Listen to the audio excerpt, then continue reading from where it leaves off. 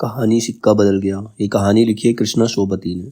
अभी जो कहानी है ये भारत और पाकिस्तान के विभाजन के कारण जो लोग इधर से उधर गए, जो लोगों का विस्थापन हुआ, उनके दर्द की कहानी है कि उनके ऊपर क्या बीती जब उन्हें अपना सब कुछ छोड़कर एक जगह से दूसरी जगह जाना पड़ा, क्योंकि भारत और पाकिस्तान का विभाजन हो गया था, भारत और पाकिस्तान का बंटवारा हो गया था, दो देशों में बट गया था हमारा एक देश। तो हर किसी को एक जगह से दूसरी जगह जाना पड़ रहा था।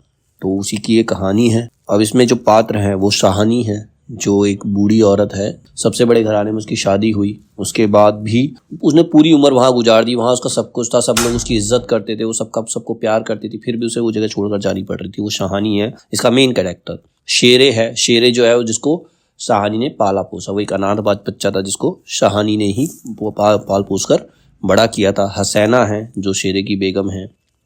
बेगू पटवारी है, थानेदार दाऊद खां है। ये इसके इंपॉर्टेंट कैरेक्टर्स हैं इस कहानी में। अब इसके प्रमुख उद्धरण क्या है कहानी के? आज इस प्रभात की मीठी नीरवता में ना जाने क्यों कुछ भयावना सा लग रहा है। मतलब अब जो शाहानी है उसको सुबह सुबह हर रोज निकलती है, लेकिन आज उसे बहुत ही अजीब सा लग रहा है। वह पिछले 50 वर्षों से यह नहाती आ रही है। कितना लंबा अरसा है। शाहानी सोचती है एक दिन इसी दुनिया के किनारे वह दुल्हन बनकर उतरी थी। उसी नदी के किनारे वो दुल्हन बनकर वहीं वो आई थी एक दिन। और आज शाहजी नहीं, उसका वह पढ़ा लिखा लड़का नहीं, आज वह अकेली है। शाहजी की लंबी चौड़ी हवेली में अकेली है, पर नहीं, यह क्या सोच रही है वह सवेरे सवेरे।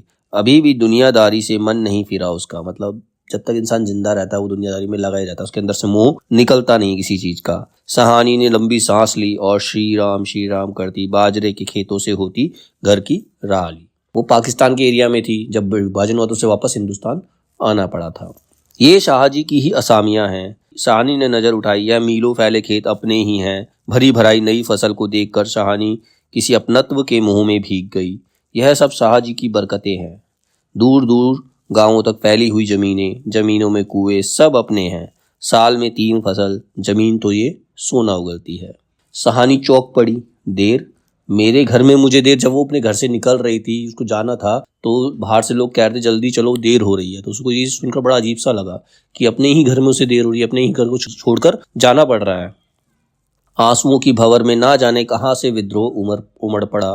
मैं पुरखों के इस बड़े घर की रानी और ये मेरे ही अन्न पर बले हुए। नहीं, यह सब कुछ नहीं। मतलब वो जितने लोग उसको निकाल रहे थे, वहां से जाने के लिए कह रहे थे, वो सब उन्हीं के टुकड़ों पर पला करते थे। वो वहां की एकमात्र रानी हुआ करती थी किसी समय में वो। ठीक है, देर हो रही है, पर नहीं, शाहानी रो रो कर नहीं, शान से निकलेगी। इस पुरखों के घर से मान से लांघेगी यह दैरी, जिस पर एक दिन वह रानी बनकर आ खड़ी हुई थी। अपने लड़खड़ाते कदमों को संभाल कर शाहानी ने दुपट्टे से आंखें पोंछी और ड्योढ़ी से बाहर हो गई। बड़ी बुढ़िया रो पड़ी। मतलब जो उसके साथ की औरतें थी उनको रोना आ गया उसको जाते हुए देख करके कि वो वहां पर सब कुछ था उसका, फिर भी उसे जाना पड़ रहा है। किसकी तुलना हो सकती थी इसके साथ? खुदा ने सब कुछ दिया था, मगर दिन बदले, वक्त बदले। ट्रकें अब तक भर चुकी थी। शाहानी अपने को खींच रही थी। गांव वालों के गलों से जैसे धुआं उठ रहा है।